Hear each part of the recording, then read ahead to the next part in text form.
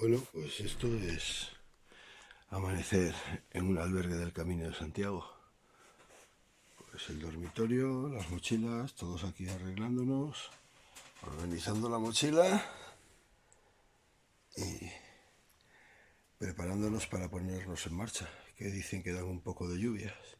Hoy vamos al mítico Ocebreiro. Acordaros, fundamental para el camino si no soportáis a los roncadores. Un pequeño MP3 que no os quite batería de vuestro teléfono móvil, tal, aunque ya sabemos que hoy hay muchas aplicaciones en el teléfono móvil, pero aquí en el camino es una cosa importante las baterías y tenerlas cargadas. Un pequeño MP3 para por las noches, poneros los cascos con la música que os guste y no oír a los roncadores. Bueno, pues si no nos saliera de algún día lloviendo, no sería el Camino de Santiago, y precisamente nos ha tenido que tocar hoy el día de la subida a Ocebreiro. Pero bueno, ya habíamos subido a Ocebreiro con días resplandecientes y hoy toca pues subir lloviendo. Un amanecer muy bonito aunque esté lloviendo. Vamos a por esa subida. Hoy es una etapa muy especial para la mayoría de los peregrinos, para mí desde luego, y hoy os voy a ir enseñando muchas cosas de Ocebreiro que puede que os llamen la atención y que no sepáis. Mirad los jatucos, qué pequeños. A ver, un consejo a los que no estéis muy acostumbrados al ganado. Yo sé que los jatucos son muy bonitos. Mirad lo que está haciendo ya la madre. Yo sé que los jatucos son muy bonitos y a la gente enseguida les da ganas de tocarlo. El que se acerque a un jatuco es víctima directa de la madre.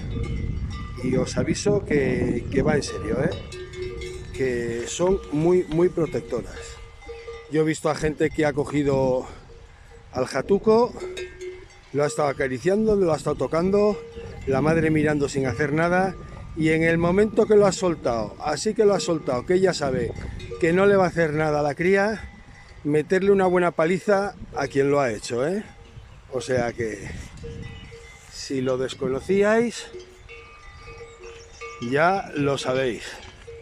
Los jatucos son muy bonitos, pero dejarlos tranquilos, que las madres, todas en general, pero en este caso, se ponen bastante en su sitio. Qué contraste de autovía, Menudo bicharraco de autovía. Y estamos en Ruitelán. Otros años nos quedábamos aquí, en un albergue referente, pero este año se iban a Madrid porque todavía no ha empezado la temporada fuerte y no hemos podido hospedarnos allí al fondo en esa casa que veis blanca y roja. Eso es el albergue Pequeño Pótala de Juan Carlos y de Luis, un albergue de referencia en el camino, a los pies del viaducto que os he enseñado. Y claro, esta noche no hemos podido pernoctar aquí, nos hemos tenido que quedar en Vega de Barcárcel, 2 o 3 kilómetros antes, pero en el albergue El Paso, que ha resultado ser también un albergue espectacular con mayúsculas, ¿de acuerdo? Que nadie se me ofenda, pero en esto de los albergues aún se nota que no hemos llegado a la masificación de Galicia. Y ya llevamos el primer precalentamiento a la subida a Ocebreiro, el primer tramo de carretera que no supone más que un precalentamiento, y en breve llegará la hora de la verdad, llegará la pista de tierra. Y aquí llega la hora de la verdad.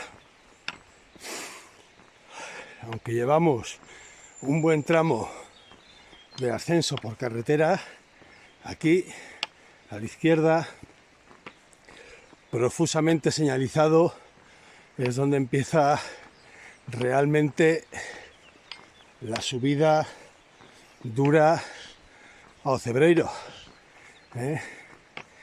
Aquí empieza la tan temida, traída y llevada subida a Ocebreiro, a la que los peregrinos tanto le temen o le tememos.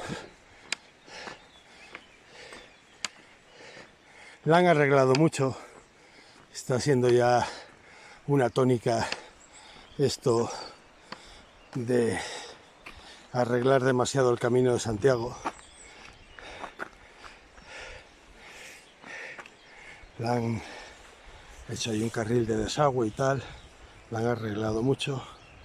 Y bueno, vamos a ver, ahora empezamos a subir y a subir y a subir. Primero tendremos la Fava, luego la escuela y luego Ocebreiro. En la escuela solemos hacer una parada de rigor que ya os la enseñaremos si vamos con ánimos, ganas y no hemos echado los hígados subiendo. Pero esto es lo que hay. La subida a Ocebreiro. Y los bosques, pues como podéis ver, impresionantes. Impresionantes de bonitos. Bueno, y esto es una tónica, ¿no? Una tónica habitual en toda la cartelería del camino. Yo qué sé. Habría que hacer un estudio psicológico a ver qué es lo que le lleva a la gente.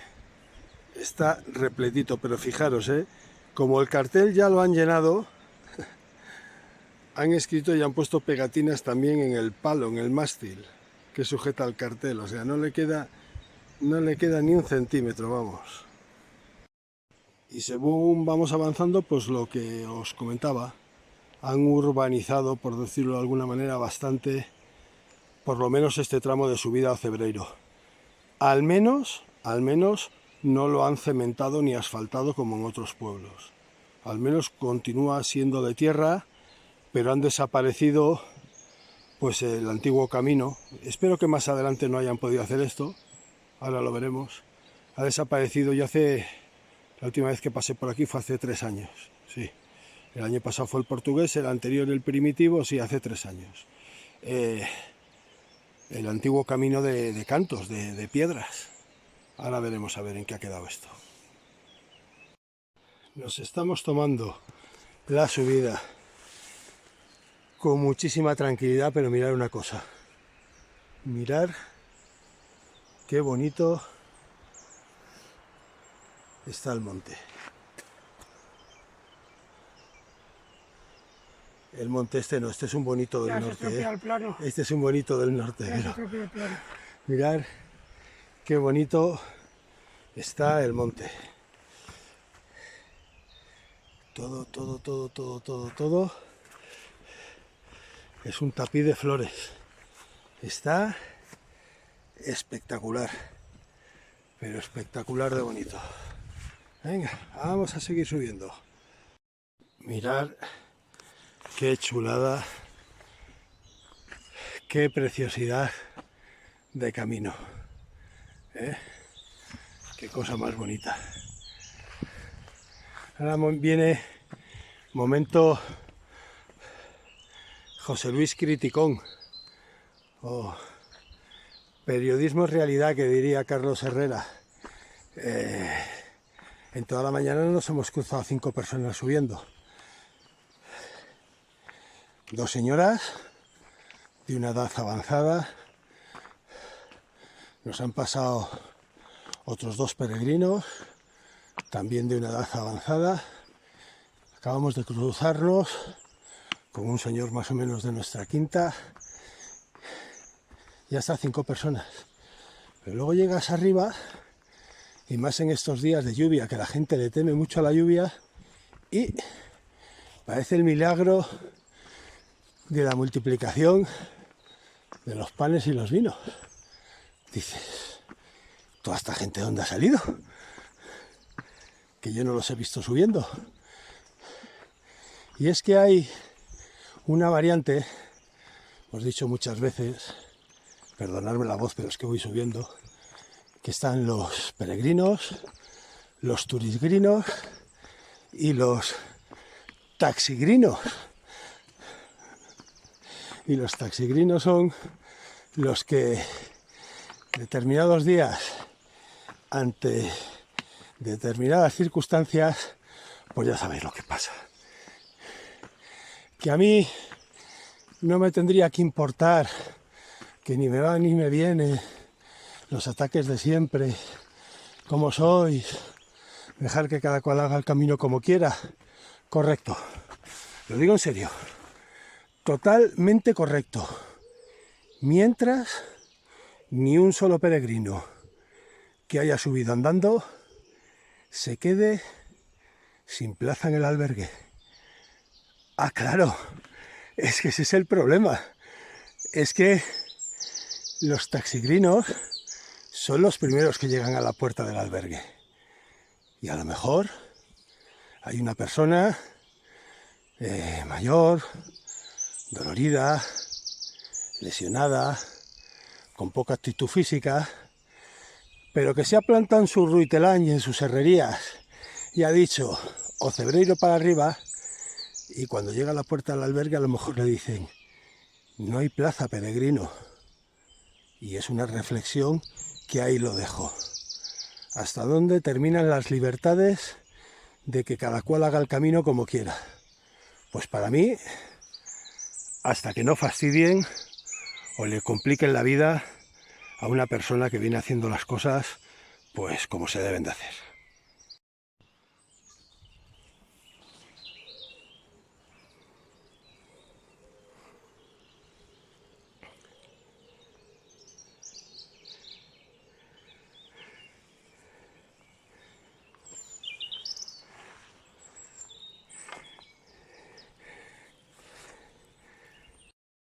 Fijaros, no sé si solo con la cámara de móvil vais a poder apreciarlo, pero menudo pedazo de ejemplar de castaño.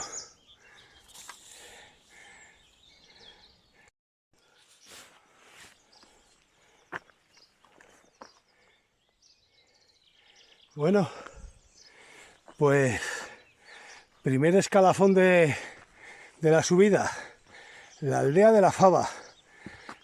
Ya estamos más o menos a mitad de camino.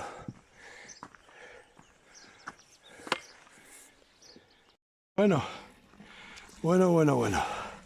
Aquí estamos en la Fava, la tienda cerrada Calicanto. No sé si definitivamente o porque todavía no pasamos muchos peregrinos. La fuente, y nos quedan aún 164 hasta Santiago de Compostela, y ya luego Musía son otros 4 días más. Venga, seguimos subiendo. Y tras la lluvia levantó un poquito la mañana, ya veremos, aún tiene que llover más. Pero bueno, de momento la mañana nos ha dado una tregua y seguimos subiendo. Bueno, estamos en las escuelas. Los que ya seguís el canal sabéis que esta es parada obligatoria de subida, ¿de acuerdo? Es un lugar fantástico, ya a 2 o 3 kilómetros de Ocebreiro, pero no hay la masificación de Ocebreiro y aquí nos atienden siempre de maravilla. Y tenemos el clásico, que son, no sé si oís que en la cocina ya están trabajando. El clásico son los huevos, en este caso este año Moisés los ha cogido con chorizo, yo con patatas y con bacon. Y esto ya es almuerzo comida, acordaros siempre. Cuando se empieza a subir Ruitelán, Herrerías, La primera escala es la Fava y a continuación las escuelas, donde almorzamos. Y ya de aquí a las escuelas, a Ocebreiro. No solo de caminar vive el hombre, hay que meterle también gasolina al cuerpo, que son muchos días con muchos kilómetros acumulados. A muchos os va a parecer una tontería, pero a los que sois de pueblo a pueblo, mira, quita un momento la mano, Moisés. Quita la mano un momento. Mirar qué color de yema de huevo. No digo más. Los que sois de pueblo a pueblo, me entenderéis. Y esto de bacon no tiene nada, esto es panceta, panceta.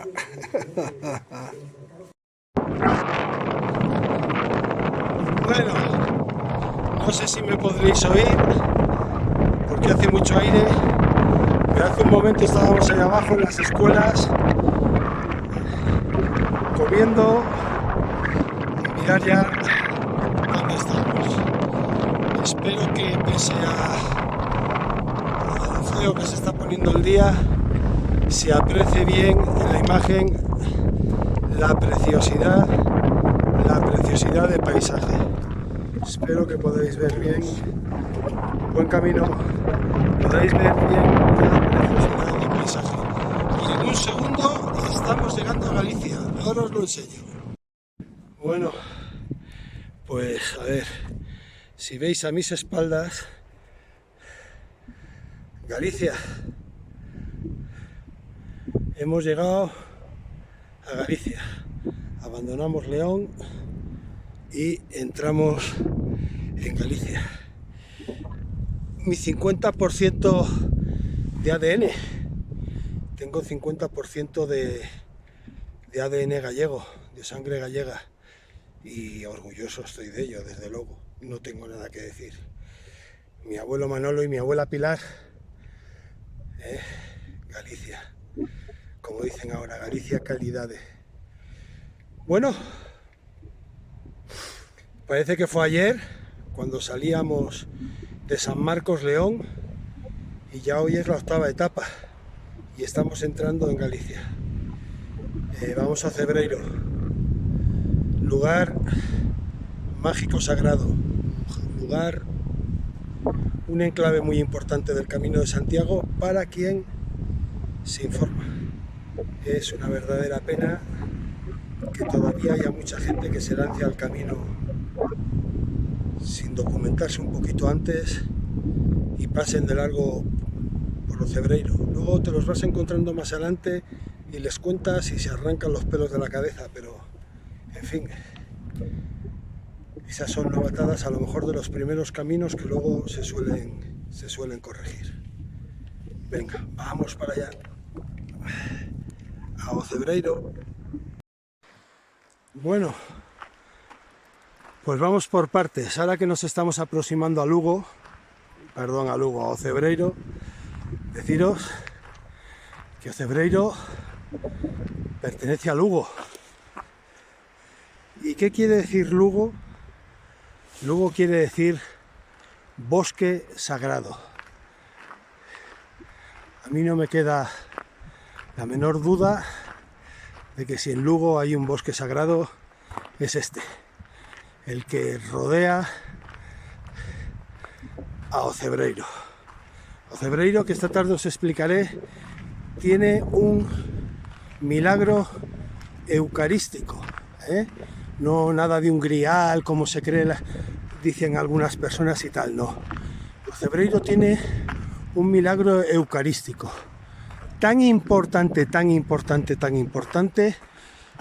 que el cáliz con la hostia consagrada del escudo de Galicia es precisamente por este lugar, por Ocebreiro. Ya con lo que os estoy diciendo os podéis hacer a una idea de que este es un lugar muy importante y un lugar de mucha referencia del Camino de Santiago. El escudo de Galicia con su cáliz y su hostia consagrada o su sagrada forma viene de aquí, del milagro eucarístico de Ocebreiro y un posterior milagro que ocurrió igualmente aquí con los Reyes Católicos. Y esta tarde os lo contaré. Vamos a Santa María la Real. Hay quien lo discute, pero la mayoría de los historiadores dicen el primer templo románico de la península ibérica de España.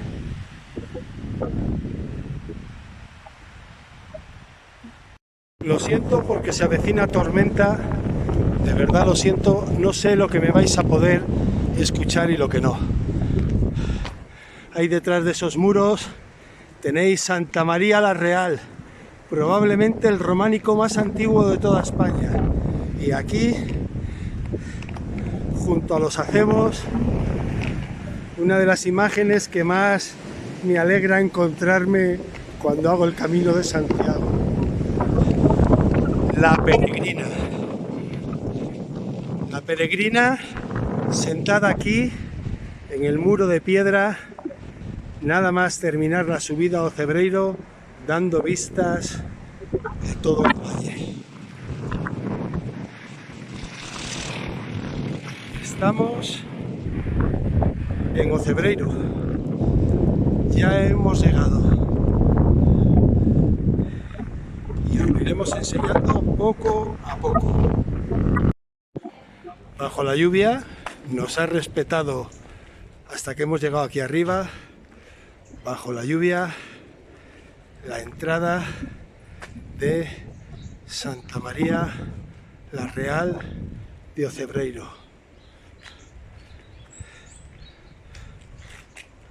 La pagoza celta, que luego las veremos mejor, y esto es la aldea de Ocebreiro.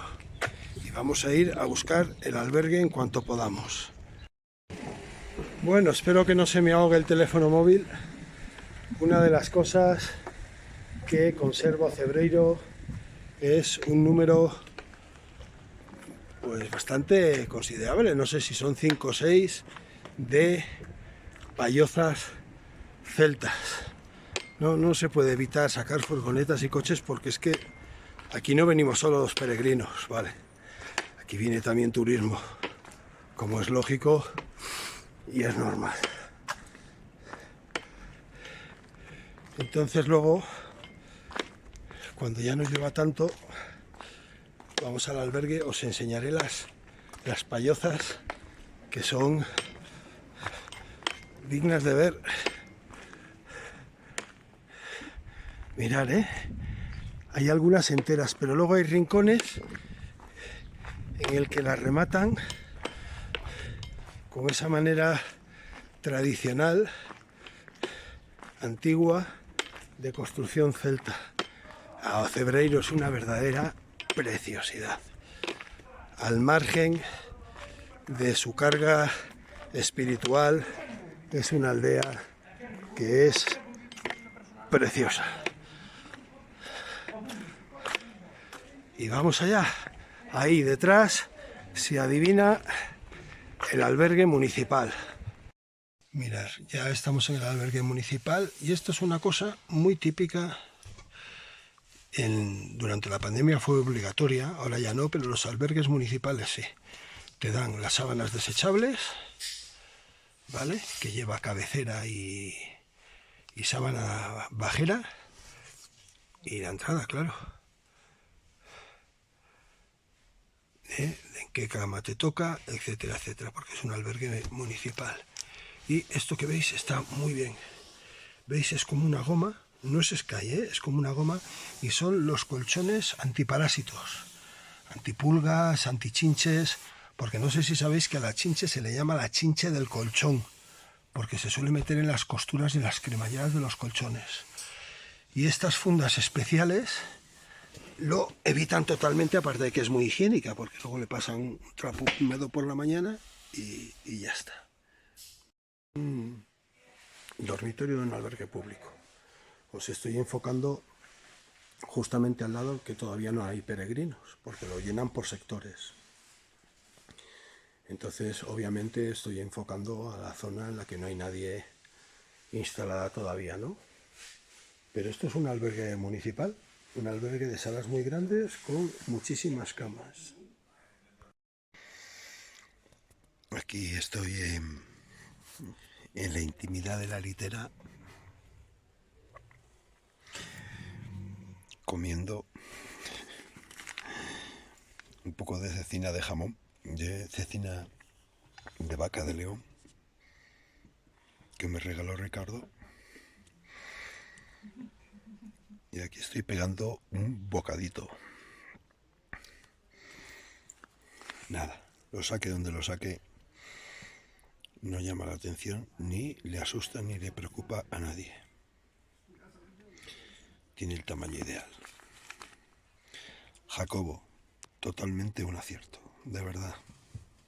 Pues sigue lloviendo en Ocebreiro, pero quizás esta hora, mejor que a la hora en la que entramos andando, que estaban aquí todavía los coches de reparto y tal, quizás os puedo dar una imagen más limpia de vehículos y tal, de lo que es la aldea. Hombre, la aldea se ha llenado mucho de negocios orientados al peregrino, porque saben que es un sitio en el cual los peregrinos pues paramos. Y como son conscientes de ello, pues hay mucha gente que ha montado aquí sus negocios. Y la lluvia, como veis, no da tregua, ¿eh? Menudo día llevamos. Y ahí enfrente al fondo tenemos la puerta de Santa María la Real. Y vamos a ver si podemos ver al Padre Paco.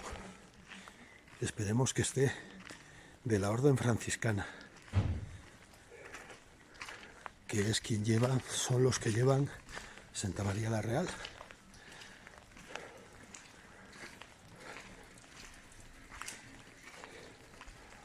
En fin.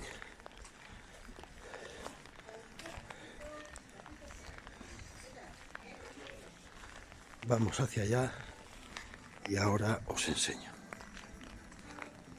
Mirad, aprovechando ahora al máximo de los respetos y de que no hay nadie orando dentro de Santa María la Real, os voy a intentar dar una vista general de lo que es el templo. Hay muy poquita luz encendida, entonces me voy a centrar en esta zona, que es donde se explica y donde está la reliquia del milagro eucarístico que sucedió aquí en Santa María la Real. Reitero, aquí no hay ningún santo cáliz. Voy a aprovechar porque en cuanto entre algún peregrino o alguien a rezar, voy a tener que guardar respeto y me voy a tener que callar. Como aparte es lógico. Mirad, ahí vais a poder ver unas reliquias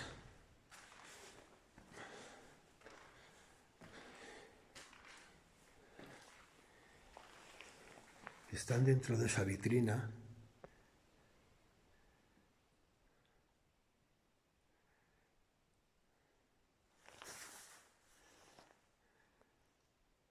A ver si lo podéis ver bien.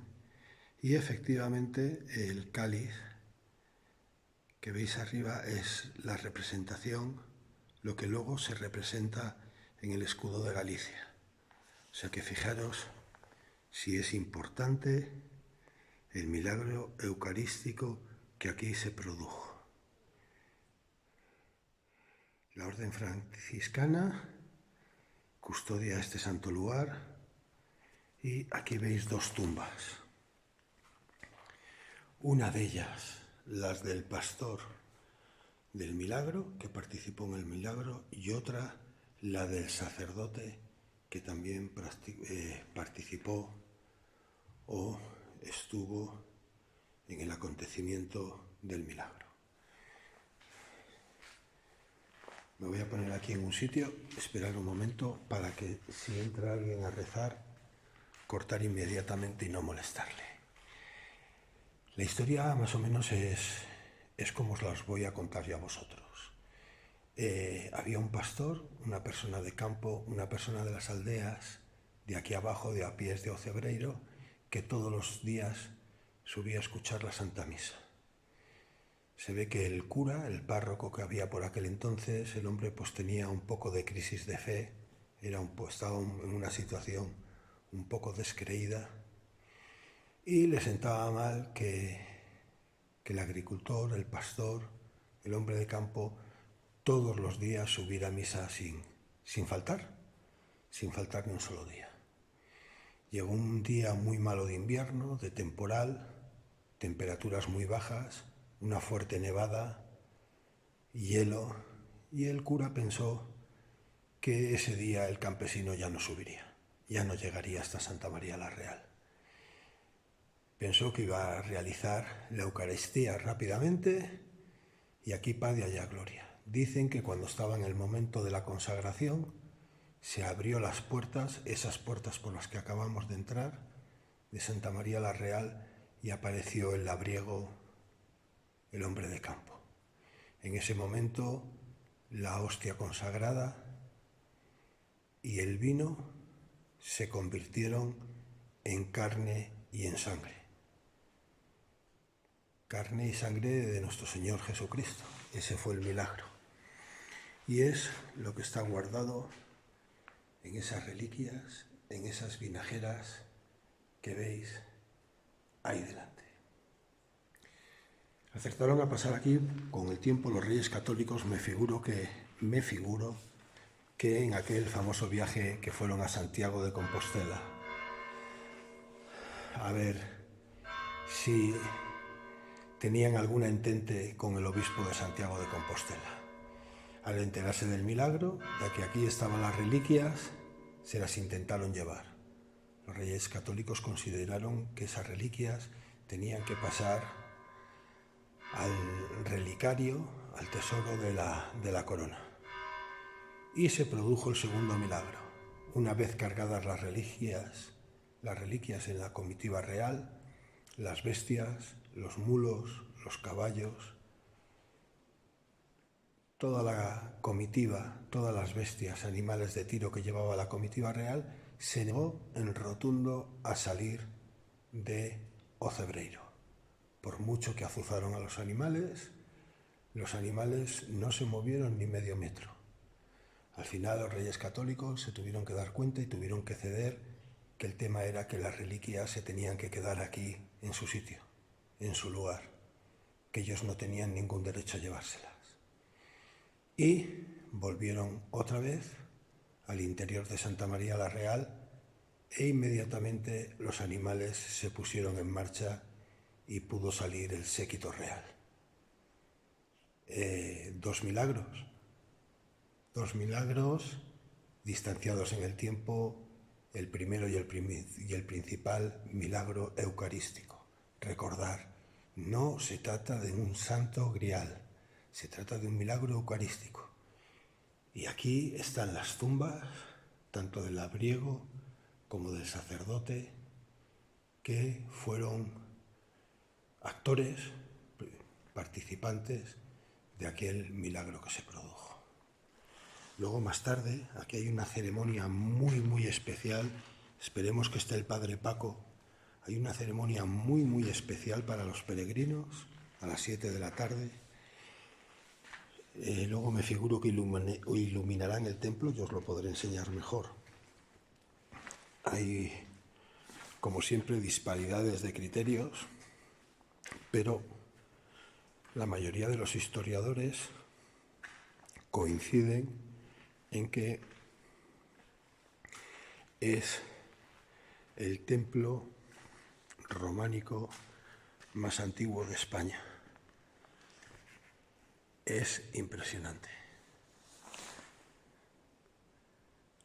Hemos tenido la suerte de que me he venido pronto a posta, me he venido pronto a adrede, para ver si podríamos hacer este vídeo con el máximo respeto posible, sin que hubiera pues ningún peregrino ni nadie dentro del templo, ¿de acuerdo?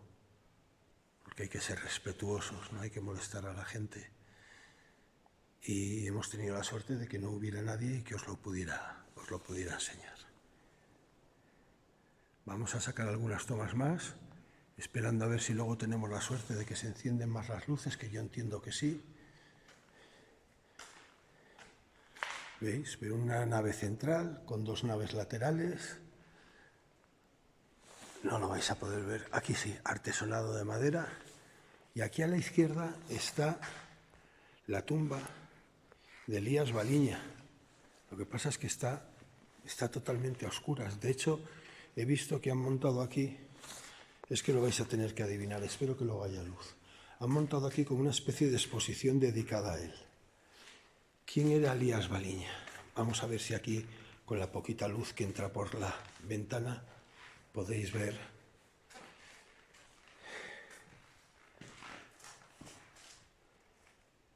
Impresionante, a mí por lo menos me impresiona mucho la tumba de Elías Baliña, está aquí. Y hay una foto de él, que la han colocado ahora, debe de haber una especie de exposición. Elías Baliña, vamos a salir fuera a ver si ha dejado de llover, y hay un busto dedicado también a él.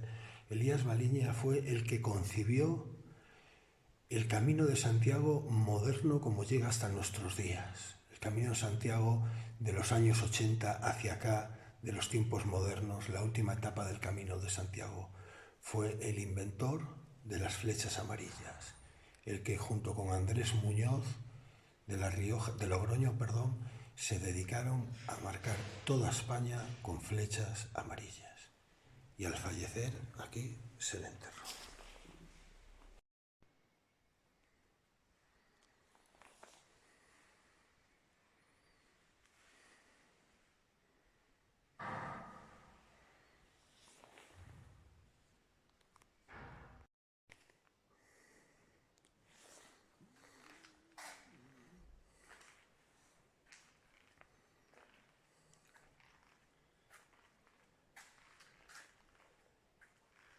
¿Veis? El cáliz que se representa en el escudo de Galicia. Y siguiendo aprovechando que no hay peregrinos todavía, no he dormido la siesta, me he venido antes para que vosotros lo pudierais ver, a ver si tengo la suerte de que... Vale, fantástico, un poquito mejor lo podréis ver. Mirad la pila bautismal, que muchos sabréis, que os reconoceréis que es de las antiguas, porque era cuando se bautizaba a la gente ya adulta, cuando la gente se reconvertía al cristianismo y era gente ya adulta. Mirad, estaréis notando la reverberación de la voz de esta sala, pero os voy a enseñar una cosa que no mucha gente sabe, que os va a llamar la atención. ¿Veis este hueco que hay en la pared? ¿Queréis saber cuál es su utilidad? Observar, lo que voy a hacer va a ser acercar mi cara al hueco y hablar. Hablar cara al hueco, estar pendientes del sonido. Hola. Hola, buenas tardes. Sí, señores, sí. Un rudimentario, antiguo, pero fantástico sistema de megafonía medieval. Tenemos que tener en cuenta que durante muchos siglos el rito, el sacerdote oficiaba de espaldas. ¿De acuerdo? Siento que por la falta de luz a lo mejor la imagen no sea lo más buena posible. Entonces me vais a decir, sí, José Luis, pero tú, estamos viendo tu sombra, estamos viendo tu altura, el agujero está bastante más bajo. La talla, señores, la talla de los españolitos ha ido subiendo, ha ido creciendo con los años. Pero antes era bastante extraño las tallas que damos hoy en día. Entonces, muy probablemente estaba meditado o pensado o hecho para que al hacer el rito de espaldas, pero de cara al hueco, pues se produjera lo que yo os estoy diciendo. Vamos a hacer la prueba otra vez. Os enfoco para allá. Hola, hola, hola, hola. ¿Os habéis dado cuenta? Impresionante, ¿verdad? Siempre que veo este mostrador, no puedo evitar ponerme un poco triste y tener un recuerdo a una persona que estuvo durante muchos años, aquí atendiéndonos a los peregrinos.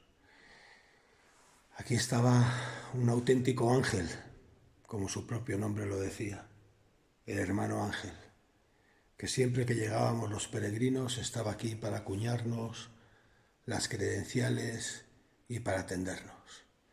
El hermano Ángel enfermó y se tuvo que volver a Asturias, a su tierra, pero muchos peregrinos lo recordamos con mucho cariño y lo echamos mucho a faltar detrás de este mostrador.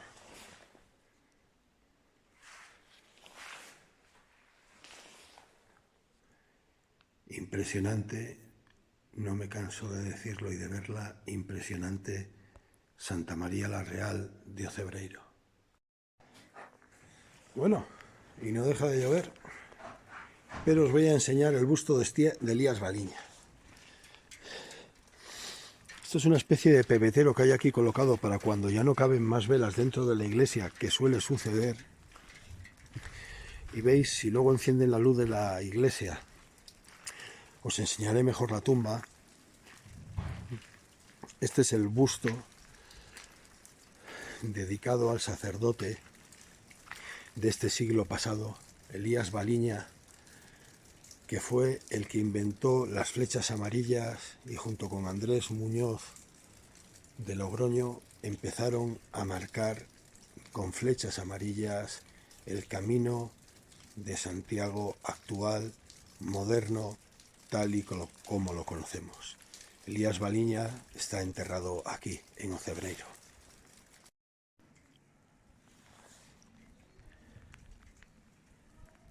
Ya solo con ver la arquitectura, solo con ver el templo, uno se da cuenta de que es un templo antiquísimo, realmente primitivo.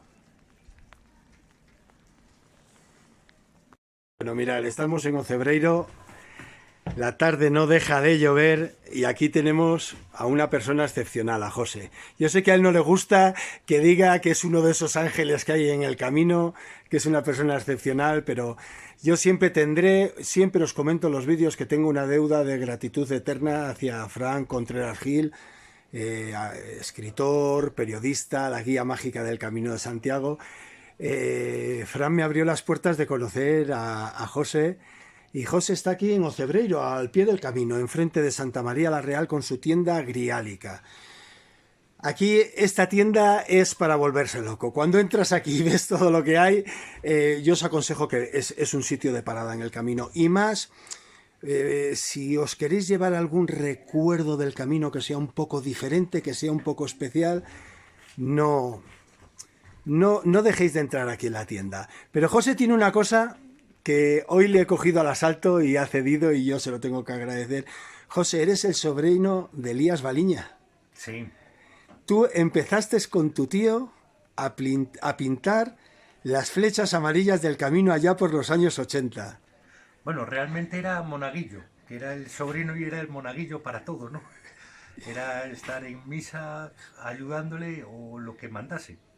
Y coincidía que él estaba, pues, iniciando la nueva cartografía del Camino de Santiago, reiniciando otra vez el camino, porque había quedado en el olvido de nadie hacía el Camino de Santiago y él se propuso como una de las metas de su vida que el camino volviese a tener vida, como en la Edad Media y bueno, en estos trabajos pues yo siendo niño pues me llevaba a esto y a otras muchas cosas que había que hacer en casa, ¿no? Pero fijaros la importancia de que yo estoy alucinado. O sea, estamos delante de una persona que en carne y hueso acompañó a su tío y fueron de los iniciadores de las primeras, junto con Andrés Muñoz, ¿verdad? De Logroño, ¿no? ¿No es así? Bueno, sí, de Estella por ahí me Sí, parece sí, que de sí. por ahí. Los iniciadores de la señalización, además nos acaba de aclarar ahora José, de la cartografía moderna del nuevo Camino de Santiago del siglo XX, claro. José, ¿cómo fueron? Yo sé que hay anécdotas muy buenas. Una que me gustaría aclarar porque la gente cree que es una... Hay quien lo... Tú ya te ríes porque ya te figuras lo que te voy a preguntar. Hay gente que dice que es una leyenda urbana, que no es cierto. José, excedentes de pinturas de señalización de carretera para las flechas amarillas del Camino de Santiago, porque salía más barata. ¿Eso es así o es...? Puede ser así, pero no es por el color por el que es el amarillo del camino. El- Se usaron varias cosas digamos, de gente que pues daba pues materiales, porque era una cosa que se hacía entre amigos, entre grupo de gente, ¿no? Elías pues conocía a mucha gente y siempre echaba mano de que podía echarle a él una mano, ¿no? Entonces, pero realmente el color amarillo de las flechas surgió estando en los Pirineos, que se vio unos GR y era pues la cartografía, la primera, no sé si la conocéis, la Me la primera que enseñaste salió, tú, me la es la enseñaste tú. cartografía, que era un librito así Sí, me lo fino y enseñaste alargado, tú. de aquella no había aplicaciones móviles ni nada de esto, ¿no? Y la cartografía pues era un libro con páginas que ponía todo el mapa así especificado, ¿no? Y era eso, sobre eso estábamos trabajando, haciendo esa cartografía. Obviamente el que yo era un niño, ¿no? Pues yo la acompañaba y tal, y en uno de estos viajes en los Pirineos, pues se dio cuenta que no era tan funcional como se esperaba. Era pues la comodidad del peregrino, sobre todo porque un día de lluvia, de viento, sacar el libro cada 50 metros, que te mojases con el agua, era incómodo, ¿no? Entonces vio unos GR y dice, mira, vamos a pintar, vamos a señalizar, a ver si el peregrino es capaz de reconocer la flecha como símbolo del camino, de orientarse como que está indicando el camino, ¿no? Y vamos a pintar una flecha que, pues imagínate como entre tú y yo hablando aquí Sí, ahora, sí, sí, ¿qué sí. color le ponemos? Yo era niño, pues tú imagínate, si le comento el verde diría que no, que se confunde con la luna, pero a mí me gustaba el amarillo, ¿no? Mira, el amarillo dice, pues mira, se ve muy bien al amanecer y al atardecer y no está en los GR, que allá había una línea horizontal blanca y Y roja, roja, o sí, sí, blanca y bueno, no sé. roja, sí, correcto. Y dice, pues mira, compramos pintura amarilla, compró Elías. Elías consideró que era un color visible y adecuado para señalar al amanecer, al atardecer, un día de niebla, pues que era un color adecuado para señalizar el camino, ¿no? Y se compró pintura amarilla y empezamos a pintar. Posteriormente, no sé si yo era niño, estaba pues en el colegio también, no sé si alguna vez usó pintura de las carreteras, que creo que sí, que aquí en la Diputación, bueno, el amarillo pues se estaba usando para eso y así lo usó. En Burgos había una fábrica de cervezas, que en Burgos teníamos un problema, que no había muros para pintar las flechas. En las grandes extensiones estas de Castilla, el Sí, camino sí, que sí. tenía pues un montón de kilómetros, y no había las divisiones que hay en Galicia o en Navarra, que eran muretes, un árbol, era todo. Entonces pintábamos la flecha en lo que es un guijarro que había en el suelo, pero claro, los tractores de labranza, lo que pasaba, pues cambiaban o le daban la vuelta a la piedra y volvía si no estaba esa piedra pintada. Entonces había una fábrica de cervezas que balizaba, no se pueden decir los nombres, ¿no? Pero A mí no me tenía, importa, ¿eh? Si lo tenían quieres decir. rollos de baliza de estas de señalizar obras y tal, que eran de color amarillo.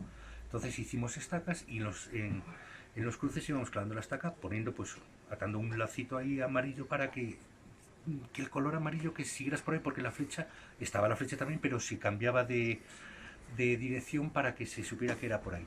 Entonces se usaban todos los recursos ¿Qué posibles empresa de para cerveza era? Venga, ya que utilizasteis sus recursos. creo que era San Miguel, que había ahí San una Miguel. fábrica Muy usada por bien. Burgos. Es que a mí no me importa. Hay que Bueno, saber las cosas. Si sí, es era lo que historia, era, es ¿no? que si no, Claro. estas cosas se pierden, José. Sí, hombre. José, ¿qué pasaba con los paisanos que os veían pintar muchas veces en las puertas de las fincas? Bueno, no muchas veces, no, porque pero alguna vez nos tiene pasado, bueno, Elías, la famosa leyenda de Elías que lo detuvo la Guardia Civil pintando las flechas, porque Elías era un desfasado del trabajo, trabajaba hasta altas horas de la noche, no dormía. Un día esta de la Guardia Civil lo detuvo la Guardia Civil en los Pirineos, en Navarra, pensando que estaban haciendo otra cosa. Decía que era, soy cura de Cebro, sí, sí, pase usted para el cuartelillo, porque pensando, ¿sabes que decían que podía señalizar los zulos con color amarillo, Sí. ¿no? Pensaron que era algo de esto, ¿no? Y lo llevaron, no, que soy con el Camino de Santiago. De ahí la famosa anécdota que dijo, no, estoy preparando una invasión de peregrinos, ¿no?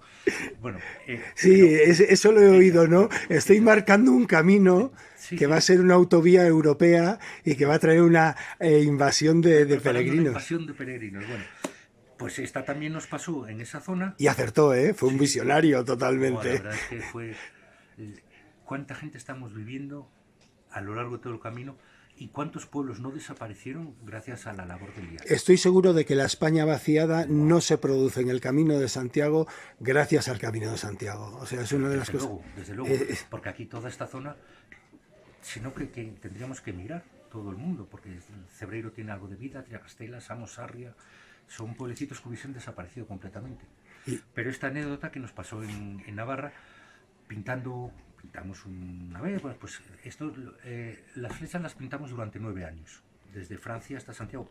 Cogíamos el famoso 2 caballos o un Citroën GS que tenía más capacidad y llevábamos casi siempre el Citroën GS. Cargado de pintura, claro. No, de cosas sí, porque bueno, la pintura no era, la pintura se compraba en cualquier lado, ¿no? Pero tenías que hacer pues un tramo a lo mejor 5 o 6 veces, ¿no? Imagínate desde la Fava hasta aquí que hay varios caminos, tal, pues había que hacerlo andando, ¿no? Pues esperaba el coche que yo te recojo arriba, vete y a ver, vete comprobando por la cartografía, tal, los kilómetros se ponían a ojo, más o menos, ¿no? Adecuando un poco en la distancia del coche, ¿no? Y entonces fue así como empezó todo. Y en uno de estos viajes volvimos a repintar la flecha en una de las casas, pues un señor salió con una escopeta que no estaba montada. ¿Qué estáis haciendo aquí, no? Que ya el año pasado nos pintasteis. Dice, no, estamos haciendo el Camino de Santiago. El hombre salía como que estaba pensando que estábamos señalizando algo como para robar, que no sabía, no era consciente de que del Camino de Santiago, una cosa tan importante hoy, que pasaba por la puerta de su casa, ¿no? Y esto fue una de las anécdotas importantes de Elías. José, no te quiero robar más tiempo. Quiero que a la gente le quede claro, lo repito, sé que a ti no te gusta, pero quiero que a la gente le quede claro que eres uno de esos ángeles que hay a lo largo del Camino de Santiago, que has heredado totalmente de tu tío el trato de la acogida al peregrino, que nos acoges a todos en tu casa de maravilla y, por supuesto, que cuando paséis por Ocebreiro no dejéis de parar en la tienda griálica, aunque sea para darle la mano a José y decirle, José, te he visto en un vídeo. Es una de esas personas que merecen mucho, mucho la pena conocerlo y además historia viva del Camino de Santiago. José, muchas gracias como siempre. Muchas gracias a vosotros.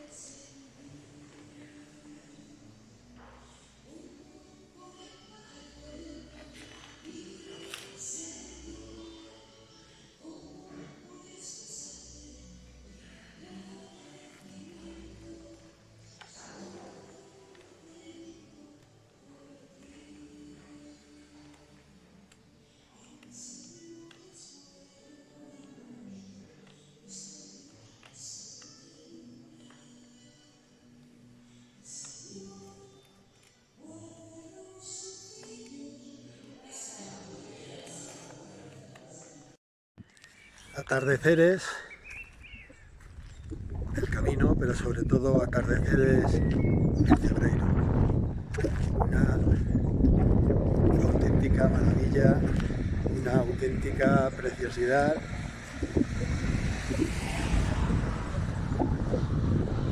no lo puedo negar.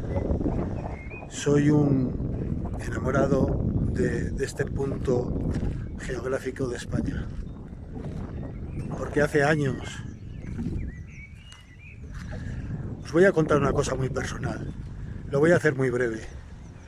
Pero hace años llegué aquí enfermo entre comillas, y este lugar geográfico fue un punto de inflexión en mi vida.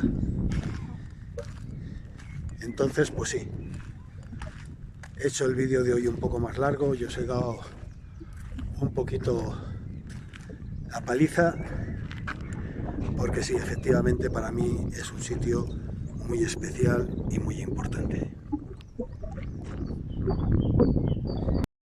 Y nos hemos vuelto a cenar a las escuelas, donde nos habéis visto esta mañana hacer un almuerzo-comida, porque Isidro, como nos conoce, el dueño, se ha tenido la gentileza de subir con el coche a buscarnos a Cebreiro.